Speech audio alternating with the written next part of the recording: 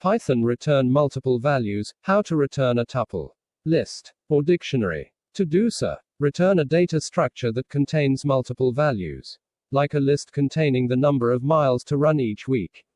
Data structures in Python are used to store collections of data, which can be returned from functions. In this article, we'll explore how to return multiple values from these data structures, tuples, lists, and dictionaries. Notice that we didn't use parentheses in the return statement. That's because you can return a tuple by separating each item with a comma. As shown in the above example, it is actually the comma which makes a tuple, not the parentheses, the documentation points out. However, parentheses are required with empty tuples or to avoid confusion. It's easy to confuse tuples and lists. After all, both are containers that store objects.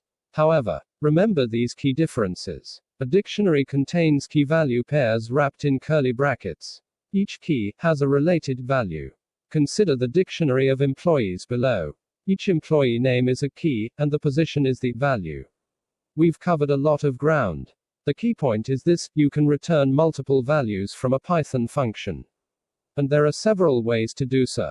I write about the programming skills you need to develop and the concepts you need to learn. And the best ways to learn them at amamhaddad.com. Programmer and writer, I write about the programming skills you need to master and the concepts you need to learn. And the best ways to learn them amamhaddad.com. Learn to code for free. FreeCodeCamp's open source curriculum has helped more than 40,000 people get jobs as text source, freecodecamp.org.